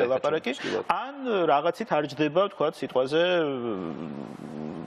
კატეგორიაში, ხო? ან სიტყვაზე ვიღაცამ შემოიტანოს, თქვა, წიგნი, რომელიც არის მხატვრული და აღმოჩნდეს დოკუმენტურ პროზაში, ამ კატეგორიაში ის ვერ მოხდება, ან გადავა სხვა კატეგორიაში, ხო? რაღაც აი ამ ტიპის ტექნიკურ რაღაცებზე არის ლაპარაკი, ხო? ხო, დებიუტი ახლა მეც არ დაგიმალავთ და არის ჩემი სასრული საყვარელი ყოველთვის იყო კატეგორია. იმიტომ რომ რაღაცა ახალი რაღაცეები აქ ჩდება ხოლმე და ეს სიახლეები ყოველთვის მაინტერესებს, რომ ვინ რა ტიპის, რას უნდა ველოდეთ უახლოესი წლების ან შეიძლება 10 წლეულების განმავლობაში ქართულ ლიტერატურაში აი მოდის ვის და რას ველოდებით ხო და აი ეს წიგნი რომელიც ნენეს უჭერავს ხელში ხო 14 კრისტალის თეორია ჩემთვის იყო რაღაცა მე თვითონ წავიკითხე ძალიან დიდი ინტერესით და ვერ მოვწყდი სანამ არ დავამთავრე და საბავშვო ლიტერატურის აი დიდი დანაკლისის ფონზე ხო ძალიან ცოტა გვაქვს აი ეხა წამოვიდა ძალიან კარგი საბავშვო ლიტერატურა, ოღონდ სულ პატარებისთვის, ხო? კი, ზუსტად ეს ასაკია დეფიციტში ასევე ხო და იქ იყო კიდე ნატო დავითაშვილი სხვათა შორის. კი, ის ჩვენიერი წიგნი იყო სხვათა შორის და ეს არის რაღაც სათავგადასავლო ფათერაკებით სავსე ჩვენიერი სრულიად რომანი, რომელიც, რა ვიცი მე, ძალიან გამეხარდა რომ შევთანხმდით იმაზე, რომ მეორე დებიუტი მაინც კარგი რომ ამის საშუალება იყო. მიგვეცა ამ წიგნისთვის, ხო? ეხლა ძალიან ბევრი შეკითხვა იყო პირველ დებიუტზე თემურ ბაბლუანის წიგნზე, რა დროს მისი დებიუტია? ამ ხნის კაცი არის ხო? რა მნიშვნელობა აქვს ახლა რა ხნის ადამიანია ხო? ახლა ხო არ შევზღუდავთ იმას, რომ ახლა პირველი წიგნი ადამიანმა უნდა დაწეროს 30 წლამდე, 35 წლამდე. მოდი პირდაპირ ვთქვათ, რომ ლიტერატურა სხვა ასაკი აქვს მიმის რა ქვია. კი, აბსოლუტურად. ხო, შეიძლება პირიქით უფრო ლოგიკურიც ხარი ხოლმე ხანდახან. ხო და აი ამ პირველი წიგნის კვალობაზე, რომელიც მან დაწერა, ხო და არა მარტო პირველი წიგნის კვალობაზე, ხო და არაფერი დებიუტანტური ამ წიგნს არ ეტყობოდა, ეხლა რომ პირველი წიგნი არის, იყო ლიტერატურული მოვლენაა, ეს არ არის რაღაცა ესეთი უბრალოდ რომ დებიუტი და კარგია და რახან პირველი წიგნია თავზე ხელი გადაუსვათ რომანი. ზე მთავარი და პურის ხანა მანუშაკა გველოდებ ეს არის სათაური ამისი. არის ბევრი რამის გამო საინტერესო ისტორიული პერიოდის თვალსაზრისით თქვა ის პერიოდი აქ აღებული რომელსაც ქართული ლიტერატურა არ მაინც და მაინც ახლოს არ მიდის ხოლმე სადღაც ესე 60-იანი წლებიდან მოყოლებული და მოდის ჩვენ დრომდე და ასევე ჟანრი რომელიც ძალიან იშვიათია ჩვენთვის ეს არის სათავგადასავლო რომანი ოღონდ სათავგადასავლო რომანი უბრალოდ სათავგადასავლო რომანი კი არ არის ეს არის წიგნი რომელიც ფიქრობს ამ ჟანრზე და ამ ჟანრის ადაპტაციას აკეთებს ასე ვთქვათ თანამედროვე არა მარტო თანამედროვე რეალობაზე არამედ ჟანრის საწინააღმდეგოდ მუშაობს ხო იღებს ამ ჟანრის კანონებს და ატრიალებს ამ ჟანრის კანონის საწინააღმდეგოდ იმისთვის რომ მოყვეს ის ამბავი რომელსაც სხვანაირად ვერ მოყვებოდა ხო საკმაოდ ისეთ რთულად გააზრებული რთული კომპოზიცია რომ მე რო წავიკითხე ესეთი თავისუფლება დამჭა რომ წიგნს კი ვკითხულობდი ვუყურებდი წიგნს და მე ხა უფრო ცოტა მძიმე თხრობის მოყვარული კაცი ვარ ლიტერატურაში და ცოტა სხვა ეფექტი ქონდა ჩემთვის თუმცა რა თქმა უნდა მნიშვნელოვანი ტექსტი იყო და სხვა შორის კითხველმაც შესაბამისად დააფასა არა მხოლოდ ჯიურნალს სხვა შორის ხო ამ კითხველმა ეს წიგნი შეგვიძლია ვთქვათ უკვე რომ შეიძლება თარგმანებზეც ვთქვათ იმიტომ რომ მე ეჭვი მაქვს რომ ძალიან რთულ მდგომარეობაში იყავით იმიტომ რომ ერთმანეთზე საუკეთესო წიგნები იყო თავმოყრილი ამ მოკლე ნუსხაში და თარგმანს რომელსაც ძალიან აქტიურად ადევნებს ჩვენი მაყურებელის თავს და თვალს და მე მგონი თარგმანი სჭირდება ცალკეფილია. ეს ითქვა და ჩვენ ამას ვამბობთ და არაერთი ალბათ. წარმოვიდგინოთ, მარტო თარგმანში იყო შემოსული 137 წიგნი. დაუჯერებელი. მარტო წასაკითხად არ არის მარტივი ეს ყველაფერი, თუმცა ძალიან სასიამოვნოა, მაგრამ ხო, ნუ ფაქტიურად თარგმანი რო ავიღოთ ცალკე, ხო, თითქმის შეიძლება იმდენივე ან შეიძლება მეტიც კი იყო, ვიდრე ყველა დანარჩენ კატეგორიაში ყველა წიგნი ერთად, ხო? ნუ ამითაც შეგვიძლია ვთქვათ, რომ ცალკე რაღაცა ჭირდება, ცალკე ყურადღება ჭირდება და ხარისხმა ამ თარგმანის აიწია, ნელ-ნელა იწევს, ხო? ბევრი არის ვთქვათ ისეთი, რომელიც ტექსტები არის, რომელსაც შეგვიძლია ვთქვათ, რომ კარგია, მაგრამ არა გამორჩეული. ცუდიც არ არის. ხო, რატომ დაიჩაგროს ახლა ეს წიგნი, ხო?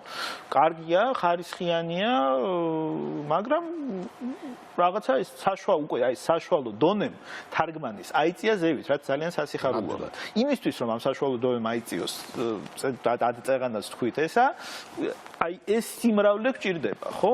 ერთმანეთს კითხულობენ მთარგმნელები, კითხულობენ ქართულ ლიტერატურას, ხო? და აი რაღაცნაირად აი ეს ერთმანეთს ზემოქმედებს თარგმანი და ასე ვთქვათ ორიგინალური ქართული ლიტერატურა და არამხატვრული ლიტერატურა ერთმანეთზე რაღაცნაირად ერთმანეთთან კავშირში არის, რაღაც ცალკე მდგომი რაღაცეები არ არის და ეს საშუალო დონე მიდის ზემოთ, რაც ძალიან სასიხარულოა და ნუ ამიტომ ვთქვათ სიტყვაზე ერთი ცალის გამოყოფა ამ შემთხვევაში არის ძალიან ძნელი, ხო?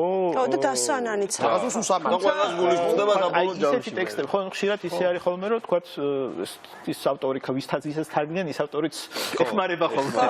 ხო, ეხლა ეს ვირჯინია ვულფი, ორლანდო არის ურთულესი სათარგმნელი, ალბათ ერთ-ერთი ყველაზე რთული სათარგმნელი ტექსტი არის მსოფლიო ლიტერატურაში, იმიტომ რომ ეს არის რაღაცა სტილების თან რაღაცა ძალიან სპეციფიური ინგლისური სტილების თანმიმდევრობა დაწყებული რენესანსიდან დამთავრებული მოდერნით.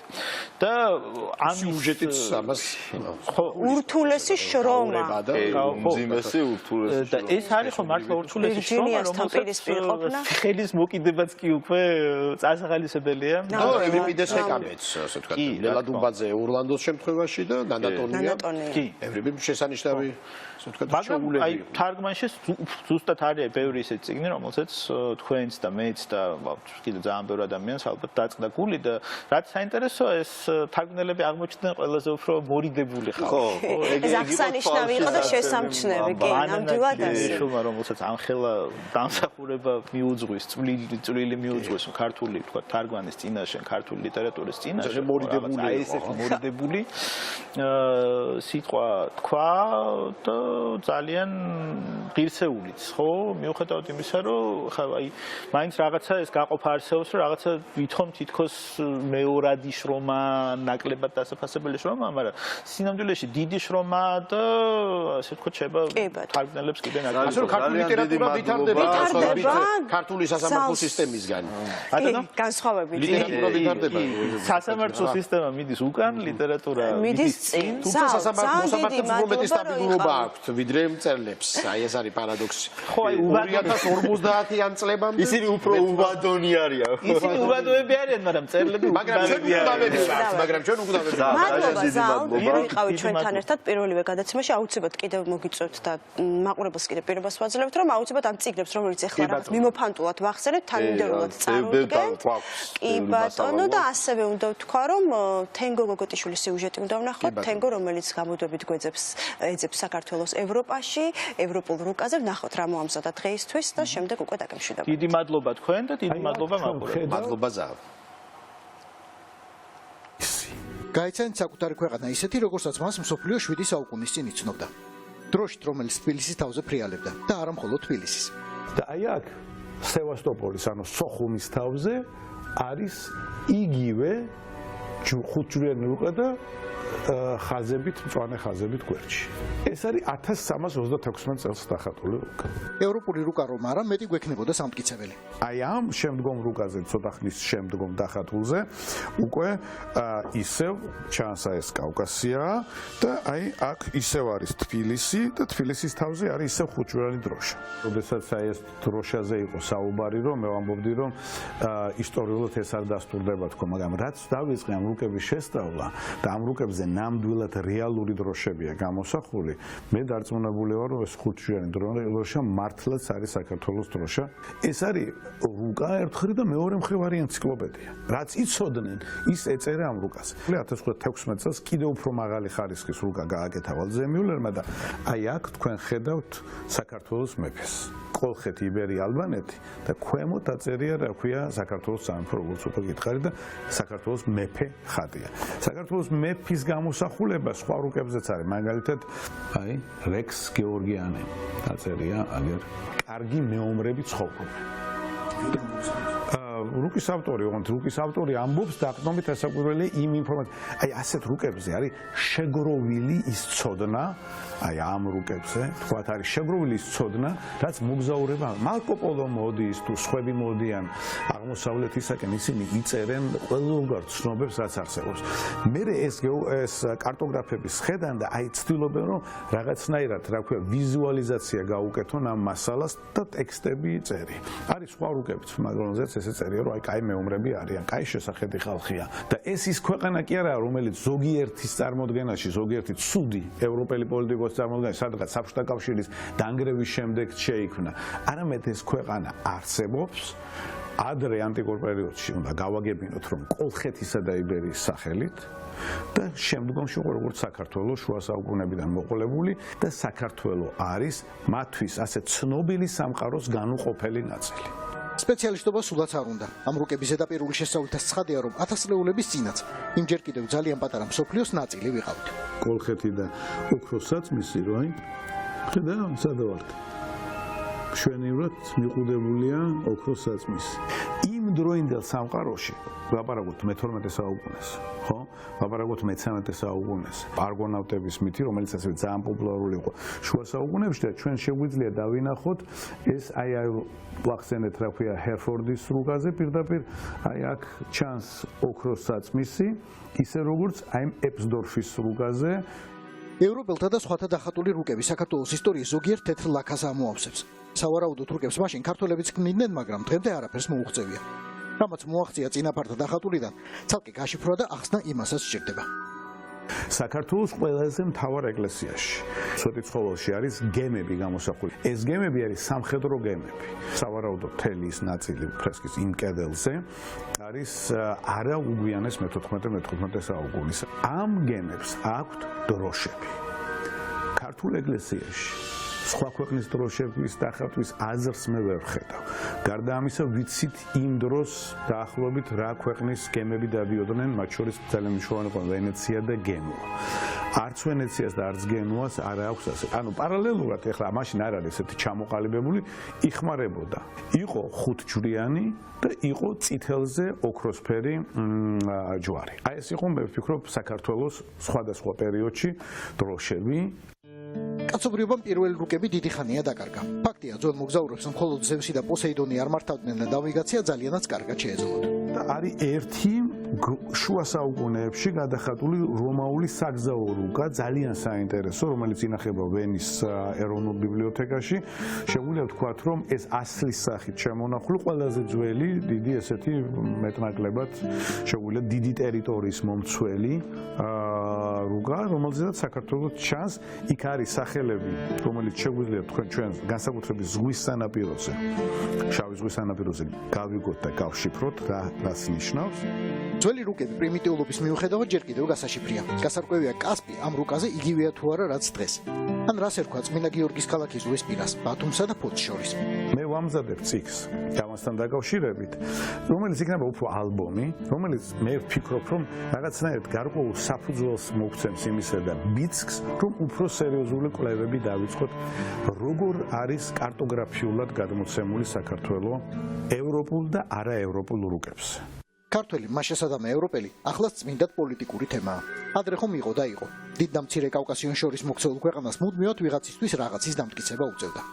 ევროპისა და აზიის გაყოფა იყო გეოგრაფიულად საჭირო. როდესაც ეს პირველად გაყვეს, მაშინ საზღვარი შუაგულ საქართველოში გადიოდა დღევანდელ რიონზე, ბერძნებისათვის ფაზისზე. მერე უკვე ჰეროდოტეს დროს მაგალითად მიმდინარეობს დიდი მსჯელობა იმასთან დაკავშირებით, კი მაგრამ მართლა ფაზისზე გადის თუ უკვე იმ დროს არსებობს აზრი, რომ ტანაისზე გადის. ტანაისი დღევანდელი დონია. ანტიკურ სამყაროსაც ესმოდა, რომ ევროპელობა ცივილიზაციური არჩევანია. ოღონდ იმ პირობით თუ თავისუფალი არჩევანი გაქვს. ჩვენი სამეზობლოს პატრონებს ასეთი არჩევანი უფრო ხშირად არ ჰქონდა. მე-15 საუკუნის დასაწყისში აქ ძალიან დიდია ისლამური გავლენა, მაგრამ აი აქ ხაზან ჯვრებია დატანილი. იმის აღსანიშნავად, რომ ესეც ქრისტიანულებია, სხიზმატიკები არიანო წერია. ანუ აღმოსავლეთის ეკლესიის ნაწილი არის წერია, მაგრამ ხაზგასმულია, რომ ქრისტიანები არიან. აქ წერია, რომ 18 საეპისკოპოსო არისო. რომ მაგალითად მე-18 საუკუნის უფრო ადრინდელ მონაცემებშიც ვთქვათ ენციკლოპედიებში წერია აფხაზეთი, რომ არის საქართველოს ნაწილი. ხო, ძალიან ხაზგასმითა და ცხადად. ახლა შეიძლება გაგიღიმოთ, რომ არტანურს ამ უჯარმას ოდესღაც რგებიათ მსოფლიო რუკაზე საგანგებოდ აღნიშნვის პატივი. მაშინ, როდესაც თბილისს არ მიუთითებდნენ, თელს კავკასიაში ხატავდნენ მხოლოდ ფოთსა და ქუთაისს. ჯონ სელერის რუკა ფერიც ადევს, ანუ ეს ნიშნავს, რომ ამისათვის რაღაცნაირად ევროპაში შედის. იქ არის ფაზიო და აქედან მხარეზე კოტატისი ამ ჯორჯიაში. ხომ მთელი კავკასიას მოიცავს რა პრინციპში. სამხრეთი რო ზემოთა. ეს არის შედარებით ახალი ამბავი, სადღა მე-18 საუკუნის შემუშავეს, რომ ესე ვხედავთ. აი აქ წერია ძალიან იმათ ხაზგასმით, ოქროსასოებით ჯორჯანია. აი აქ აქედან მხარეზე კოლხისიც წერია. თბილისი, როგორც ციხესიმაგრეები და ისინია და აქ ქვემოთ წერია, რომ ეს არის რეზიდენცია El Rey de Georgiania. მეფის სატახტო ქალაქი. გორი წერია და კახეთში ვეჯინი. აქვე არის ხალციხე არის ახალციხე და აი აქ ისევ წერია მეგრელი, პროვინცია მეგრელია. პროვინცია მეგრელიასთან არის სევსტაუპოლი. სამყარო, რომელიც საკუთარ თავს ჯერ კიდევ არ გავდა, ძველმა რუკებმა შემოგვინახა. მსოფლიოს აკლდა კონტინენტები და ოკეანეები, სამაგიეროდ არასდროს დაკლებია საქართველო. დედამიწა ბრტყელი იყო თუ მრგვალი, ვეშაპებზე იდგა, ატლანტებზე თუ სპილოებზე, ჩვენ ყოველთვის ჩვენსაზე და ჩვენს მიწაზე ვიდექით. მინდა აღვნიშნო, რომ ეს სიუჟეტი მომზადდა საქართველოს ევროკავშირის წარმომადგენლობის მხარდაჭერით და დიდი მადლობა მათ ამისთვის, რომ ესეთ საინტერესო ეს წარმომადგენლობაც ჩვენს გვერდით თენგოც ჩვენთან ერთად არის, რაც მე ძალიან მიხარია და დასასრულს მინდა ძალიან დიდი მადლობა უთხრა, იმიტომ რომ მე ვამბობ, რომ ჩვენ საზოგადოებაში არსებობს რაღაცა ხუთეული, მე მგონი აუცილებლად რომ უნდა გკითხონ ასეთი შეკითხვების ჩამონათვალი. აი მაგალითად ახალგაზრდა გოგოს შემთხვევაში როგორ არის, მე ესე ვიტყვი, როგორ დაიწყო, როდის თხოვდები, ხო იწყება, შემდეგ იწყება ბავშვს როდის აჩენ, მერე მეორეს როდის აჩენ, მერე სამი ბიჭს თუ გააჩენ, აუცილებლად უნდა გკითხონ გოგოს როდის აჩენ, მერე არის წიგს როდის დაწერ, მაგრამ ძალიან კაი პასუხი მოიფიქრა ამაზე რა, როდის თხოვდები, ვერ თხოვდები, ჩემ დასაც ეგ პასუხი აქვს, რო იცოდე. და მაგრამ ეს ყველა შეკითხვა გადაწონა მთელი ამ 4 თვის მანძილზე კითხვამ, როდის დაბრუნდებით ეთერში და ყველაზე გულის ამაჩუყებელი იყო ის, რომ ამ კითხვის ავტორები არ ყოფილან მხოლოდ თქვა ჩვენი კოლეგები, ან თქვა აუცილებლად ამ სფეროსთან დაკავშირებული ადამიანები, ყველგან სადაც შეიძლება მოეწერათ და პირად საუბარში ეთქვათ, ნებისმიერი უბნის მაღაზია იქნებოდა ეს, საავადმყოფო თუ არ ვიცი სხვა სივრცე ყველგან გვეკითხებოდა და ეს ძალიან დიდ იმედს გვაძლევდა, რაც ჩვენ პასუხისმგებლობას რა თქმა უნდა უფრო ზრდის თქვენ წინაშე, იმიტომ რომ ვიცით რომ რაღაცნაირად ჩამოყალიბდა ეს ტრადიცია, რომ ენდობით ჩვენ რეკომენდაციას და ვეცდებით რომ არ გავაცროთ ეს იმედი, უფრო საინტერესო გახდეს ეს გადაცემა შაბათიდან შაბათამდე, უფრო როგორ თქვა უხვი, როგორც წიგნებით, ისე წარმოდგენილი, მაგალითად დამაკლდა ღვინო, რომელიც ყოველთვის გქონდა ჩვენს ეთერში და დიდი მადლობა უთხრათ მთავარს და დიდი მადლობა უთხრათ თითოეულ ადამიანს, რითიც თავიდან დავიწყეთ ლაპარაკი ჩვენ პროდიუსერებსაც, მათ შორის რომ ენთუზიაზმით, ანუ ამ შემთხვევაში ჩანს მართლაც რამხელა რაღაცას ნიშნავს პიროვნული ინდივიდუალური ენთუზიაზმი. აბსოლუტურად. და დიდი მადლობა ჩვენ მაყურებელს, რომელიც კვლავ ჩვენთან ერთად არის. და თუ რაედო აი ამ პატარა ნესტანს შემდეგ გადაცემაში ვახსენებ. ჯერ დავიტოვოთ ეს საიდუმლოდ, ერთგვარი საიდუმლო. კი, ეს ნუ ვიტყვით ყველაფერს. ეს ნუ ვიტყვით ყველაფერს. ძალიან დიდი მადლობა ყველას, ვინც გვიყურა, მომდევნო შაბათამდე გემშვიდობებით და რა ვიცი, მინდა რომ წარმატება უსურვო მთავარს და ჩვენ გადაცემასაც ხადია.